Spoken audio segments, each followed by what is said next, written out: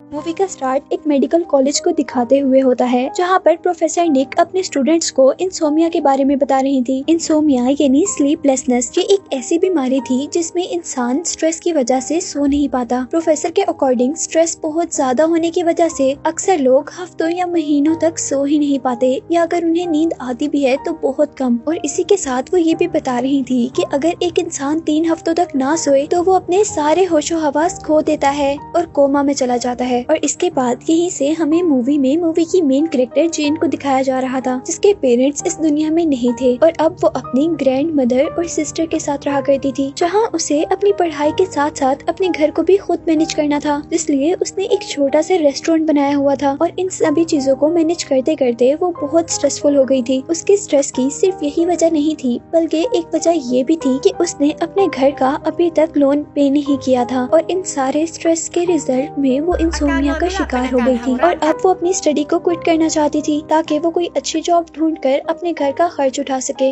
वो अपनी college professor निक से मिलती है कॉलेज छोड़ने के सिलसिले में, लेकिन यहाँ प्रोफेसर उसे समझा रही थी कि तुम जिस स्टेज पर हो उसे छोड़कर जाना एक बेवकूफी है, क्योंकि मेडिकल कॉलेज में किसी भी बच्चे का इतनी आसानी से एडमिशन नहीं होता। प्रोफेसर जीन से वो इशू पूछती है जिसकी वजह से वो अपना कॉलेज छोड़ रही थी और उसके जवाब के बाद प्रोफेसर ने अब उसे एक जॉब सजेस्ट की थी जो कि कॉलेज में एक लैब असिस्टेंट की थी, लेकिन जीन वो नहीं करना चाहती थी क्योंकि इतनी कम पैसे वो अपने सारे एक्सपेंस पूरे नहीं कर सकती थी। और फिर उसकी बात को समझते हुए अब प्रोफेसर उसे एक जर्मन रिसर्च सेंटर के बारे में बताती हैं, जिन्हें कुछ वॉलंटियर्स की जरूरत थी और उन वॉलंटियर्स को बदले में लाखों रुपए मिलने वाले थे। और इस जॉब के लिए जीन मान गई थी क्योंकि उसे बहुत सारे ही पैसों की जरूरत थी और अब वो उस रिसर्च सेंटर गई थी जिसके बारे में उसे प्रोफेसर ने बताया था, जहाँ उसे अब उनकी रिसर्च के बारे में गाइड किया जा रहा था, जिसका नाम था द डीप। ये रिसर्च इंसोमिया डिसीज पर थी और वो लोग ये सर्च करना चाह रहे थे कि एक नॉर्मल इंसान असल में कितने घंटों तक जिंदा रह सकता है। ये सारी इंफॉर्मेशन उसे एक वीडियो से मिल रही थी और वीडियो खत्म होने के बाद यहाँ पर अब वो रिसर्चर आए थे जिनकी ये कंपनी थी। वो उससे पूछ रहे थे कि क्या तुम इस काम के लिए तैयार हो, जिस पर जीन हाँ कर देती है और अब उसकी गर्दन में एक चिप को इंसर्ट किया जाता है, जिसका मकसद उसकी बॉडी में से वो हार्मोन निकालना था जो जागने पर हर इंसान की बॉडी में से निकलता है और उनको वही हार्मोन इकट्ठा करना था। उस चिप को डालने के बाद वो जीन के हाथ पर एक वॉच पहनाते हैं और ये वॉच चिप के साथ कनेक्टेड थी, जो कि असल में चिप के अंदर इकट्ठे होने वाले हार्मोन को शो कर रही थी। और अब वो रिसर्चर उसे बता रहे थे कि ये चिप जो हमने तुम्हारी बॉडी में डाली है, इसको पहनकर तुम 1 मिनट से ज्यादा सो नहीं सकती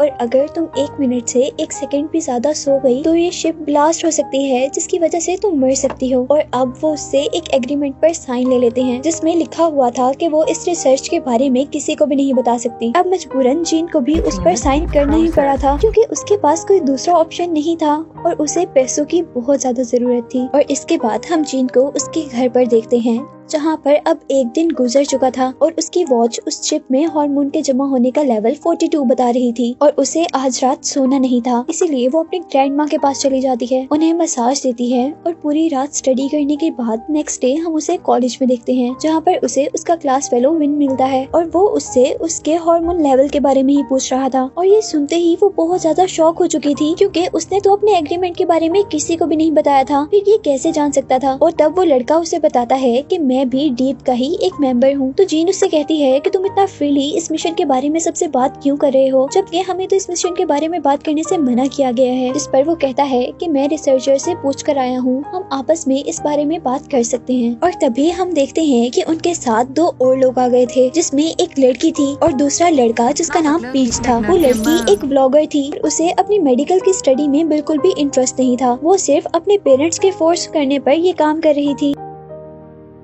और अब यहाँ पर उन चारों को ये बात पता चल गई थी कि वो चारों उस मिशन का हिस्सा थे और वो लोग आपस में उस बारे में बात करते हुए कह रहे थे कि वो तब तक नहीं सो सकते जब तक उनकी वॉच पर कैराटोनिन लेवल 100% तक नहीं हो जाता। कैराटोनिन यानी उस हार्मोन का लेवल। अब यहाँ पर 2 दिन गुजर जाते हैं और सारे लोग बहुत ज्यादा खुश थे क्योंकि 2 दिन के अंदर उनकी वॉच पर कैराटोनिन लेवल 100% आ रहा था, यानी उनकी बॉडी में लगाई हुई चिप उस हार्मोन से फुल हो चुकी थी। और अब वो लोग दोबारा रिसर्चर के पास जाकर उस चिप को अपनी बॉडी में से निकलवा देते हैं, जिसके बदले में उन्हें बहुत बड़ी अमाउंट दी गई थी। पैसे मिलते ही जिसका जो भी प्रॉब्लम था वो लोग उसे सॉर्ट आउट कर लेते हैं, जबकि जीन ने भी यहाँ पर अपने घर का लोन उतार दिया था, जिसके बाद वो अपने आप को काफी रिलैक्स फील कर रही थी। और अब नेक्स्ट सीन में हम उन चारों को एक इंडोर पार्क में देख रहे थे, जहाँ पर जीन उन तीनों से पूछ रही थी कि क्या अगर रिसर्चर हमें डीप प्रोग्राम के लिए दोबारा बुलाएंगे तो आप लोगों में से कोई जाएगा। और इस पर जीन का क्लास फेलो विन कहता है कि जरूर, हम जरूर जाएंगे, क्योंकि सेकंड लेवल में तो पैसे और भी ज्यादा मिलने थे। लेकिन यहाँ जीन को ये टेंशन थी कि डीप के लेवल 2 में उन्हें और ज्यादा देर तक जागना था। और फिर अब हम देखते हैं कि जीन घर आ चुकी थी और वो यहाँ पर अपनी सिस्टर जून के लिए एक सेल फोन लेकर आई थी, जिसको देखकर जीन की सिस्टर जून बहुत ज्यादा खुश हुई थी। लेकिन फिर वो उससे पूछती है कि तुम्हारे पास इतने ज्यादा पैसे कहाँ से आए हैं कि जिसका तुम फोन लेकर आई हो। लेकिन जीन उसे इस बारे में कुछ भी नहीं बताती। और अब नेक्स्ट सीन में हम उन चारों को दोबारा रिसर्चर के पास देखते हैं। पर रिसर्चर उनको बता रहे थे कि इस बार उन्हें ज्यादा क्वांटिटी में केराटोनिन चाहिए, इसीलिए कम से कम उनको 5 दिन तक नहीं सोना होगा। और इस काम के लिए इस बार उन्हें 5 लाख मिलने थे। और इतनी सारी अमाउंट के बारे में सुनकर वो चारों के चारों फौरन ही मान गए थे, जबकि वो ये भी जानते थे कि अगर वो सो गए तो वो मर भी सकते हैं। अब नेक्स्ट सीन में हम देखते हैं कि आज उन सबको अपनी बॉडी में वो चिप लगवाए 3 दिन गुजर चुके थे और यहाँ पीच गलती से सो गया था, लेकिन जल्द ही उसकी आंख खुल जाती है और हम देखते हैं कि उसके वॉच पर केराटोनिन लेवल सिर्फ 32 था, जबकि दूसरी तरफ विन का केराटोनिन 44% था। लेकिन अब उसे नींद की वजह से चक्कर आ रहे थे और हम देखते हैं कि वो बास्केटबॉल खेलते खेलते बेहोश हो गया था। और तभी हमें जीन को दिखाया जाता है, जो कि अपने घर पर स्टडी कर रही थी और वो इस बात पर परेशान थी कि 3 दिन गुजर जाने के बावजूद उसका केराटोनिन लेवल 35% था। हालांकि आधे से ज्यादा टाइम गुजर चुका था। उनका केराटोनिन लेवल कम से कम 60% होना चाहिए था। वो 3 दिन से सोई नहीं थी और उसके साथ भी काफी अजीबोगरीब चीजें हो रही थी और अब वो हेलुसिनेट होना शुरू हो रही थी। लेकिन तभी उसकी बहन जून उसको देखकर उस पर गुस्सा होने लगी थी, जिससे वो दोबारा एक बार होश में आ गई थी। लेकिन जीन अपनी सिस्टर जून को कुछ भी कहे बगैर वहाँ से बाहर निकल जाती है और जून को अब जीन के रूम में से एक कार्ड मिला था, जो कि उसी रिसर्च सेंटर का था जहाँ से जीन ने वो चिप लगवाई थी। अब नेक्स्ट डे हम देखते हैं कि 4 दिन हो गए थे और वो सब लोग कॉलेज में थे और हेलुसिनेशंस की वजह से जीन को पोस्टमार्टम बॉडी अपनी दादू जैसी लग रही थी।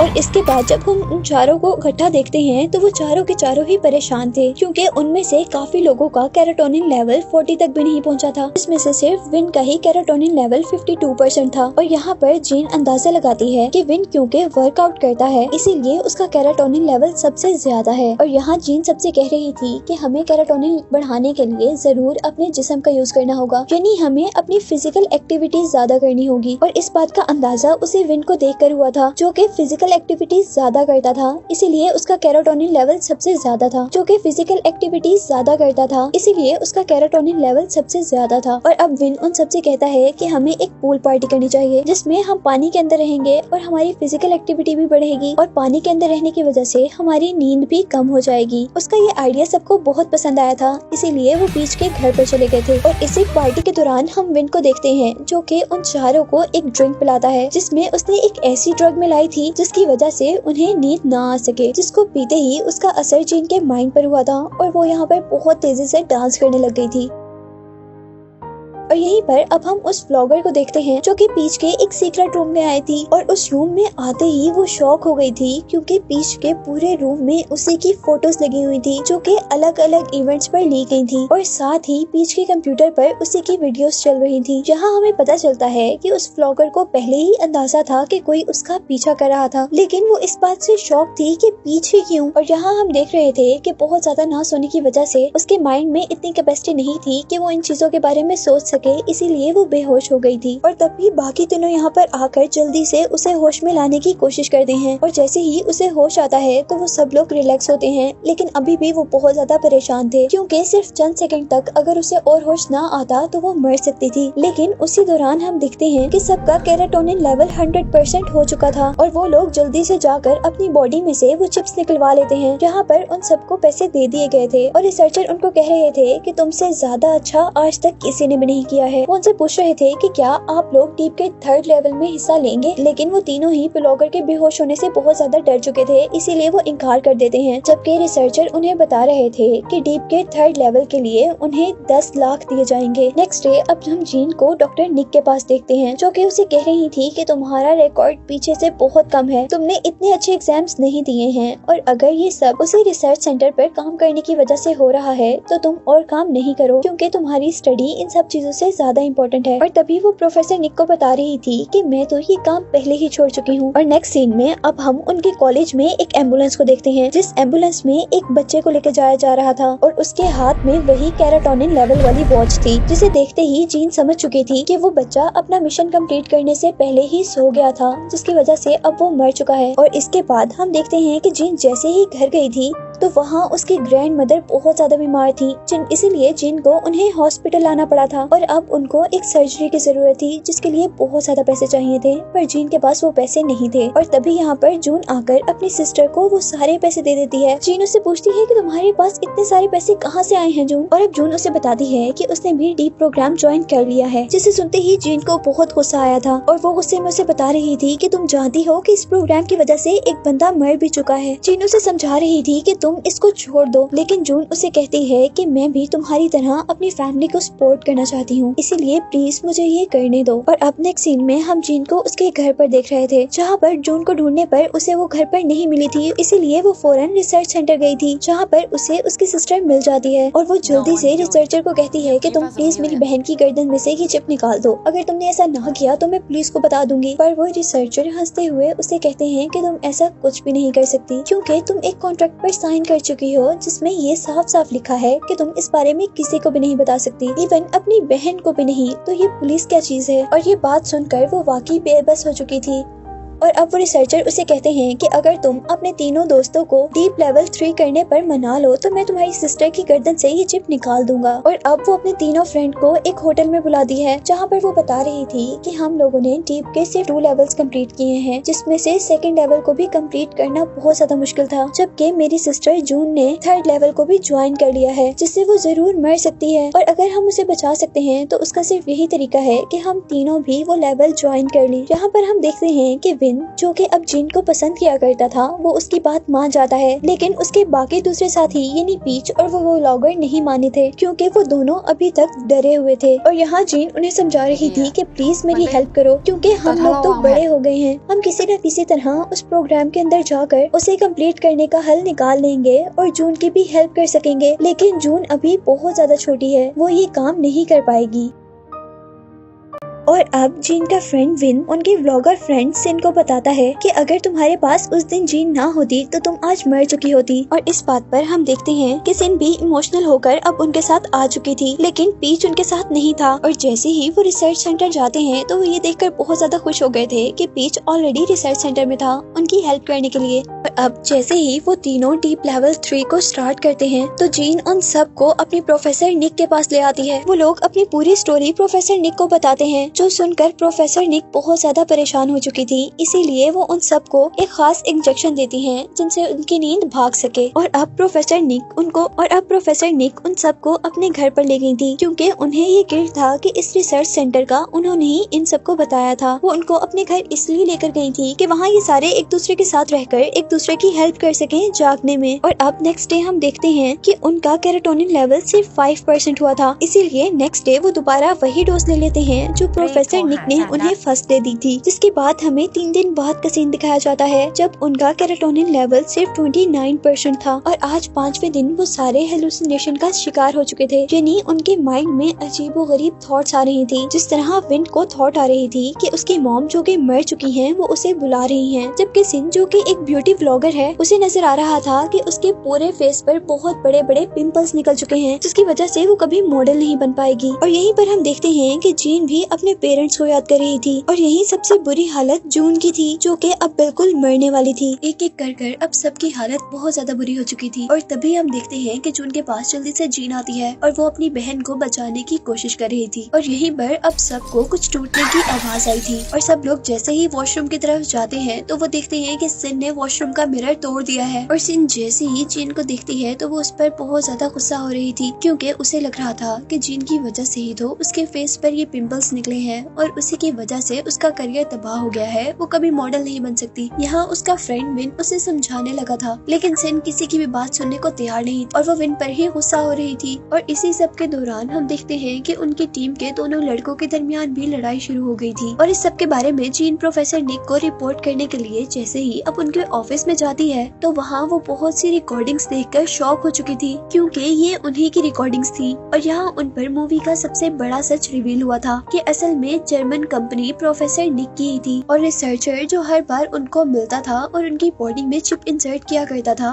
वो तो सिर्फ उनका एक एम्प्लॉय था। चेन जल्दी से जाकर अपने सारे साथियों को ये बात बताती है और अब वो लोग डिसाइड करते हैं कि उन्हें ये सब कुछ पुलिस को बता देना चाहिए। लेकिन जैसे ही वो कॉल मिलाते हैं तो वहाँ पर सिग्नल नहीं थे, इसलिए वो उस घर से भागने की कोशिश करते हैं, पर वो इस चीज में भी कामयाब नहीं हो पा रहे थे क्योंकि उस घर के सारे दरवाजे और विंडोज लॉक हो गई थी। यहाँ पर हम देखते हैं कि सिन बहुत ज्यादा जज्बाती हो गई थी और वो इसी जज्बातियत में वहाँ के सारे सीसीटीवी तोड़ देती है, जबकि विन की अब बहुत ज्यादा बुरी हालत थी और वो बेहोश हो चुका था। और तब हम देखते हैं कि प्रोफेसर निक आकर उसे अपने साथ ले गई थी और वो उसकी बॉडी में से वो चिप निकाल लेती जिसमें कैराटोनिन जमा हो रहा था। और तभी हम देखते हैं कि पीछे से सभी लोग वहाँ पर आ गए थे। वो प्रोफेसर को नुकसान पहुँचाना चाह रहे थे, लेकिन तभी प्रोफेसर उन सबको एक आदमी से मिलवाती है जो कि बेड पर था और हमें पता चला था कि वो भी एक प्रोफेसर हैं जो कि असल में इंसोमिया पर रिसर्च कर रहे थे और ये डीप लेवल भी उन्हीं का स्टार्ट किया हुआ था और वो अपना एक्सपेरिमेंट अपने आप पर ही कर रहे थे और बहुत दिनों तक ना सोने की वजह से वो भी हेलुसिनेशंस का शिकार हो चुके थे, इसीलिए उन्होंने एक बिल्डिंग से जंप कर दी थी और उनके जंप करने की वजह से वो कोमा में चले गए थे। असल में ये प्रोफेसर निक के फ्रेंड थे, इसीलिए प्रोफेसर निक उन्हें दोबारा ठीक करना चाहती और बहुत रिसर्च के बाद उन्होंने उनकी बीमारी का एक क्योर ढूंढ लिया था और वो ये था कि वो बहुत से लोगों की बॉडी से कैराटोनिन निकाल कर इनकी बॉडी में डालेंगी। और यहाँ इन सारे स्टूडेंट्स के दिए हुए कैराटोनिन की वजह से ही वो आदमी होश में आने लगा था। प्रोफेसर निक सबको ये बात बता रही थी, लेकिन अब सारे ही स्टूडेंट्स उन पर गुस्सा हो रहे थे क्योंकि इस सब में उनकी जान जा सकती थी। पर निक उन्हें कहती है, मैं इसीलिए तो आप सबको यहाँ पर लेकर आई हूँ कि आप लोगों में से किसी को भी कुछ भी होने से पहले मैं आप लोगों को बचा सकूं। लेकिन अब ये सारे स्टूडेंट्स प्रोफेसर निक की बातों में आने वाले बिल्कुल भी नहीं थे और वो पुलिस को कॉल करने वाले थे, इसीलिए प्रोफेसर निक अब उनके साथ एक गेम खेलती है। वो जल्दी से जीन को पकड़ती है और उसे एक इंजेक्शन लगा देती है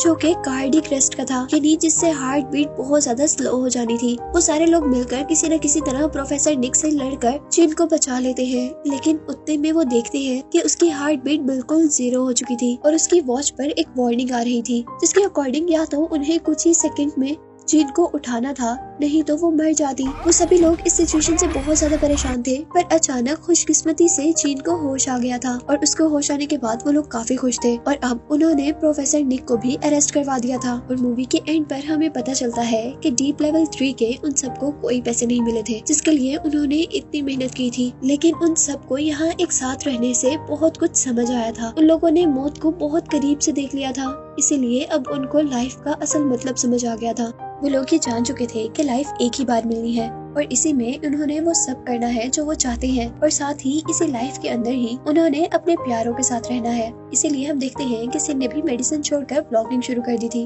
जबकि पीच जो कि लोगों के दरमियान में रहना बिल्कुल पसंद नहीं करता था, वो भी अब अपने फ्रेंड सर्कल को टाइम देने लगा था और जीन भी अब एक नॉर्मल लाइफ गुजार रही थी, जिसे दिखाते हुए ये मूवी एंड हो जाती है।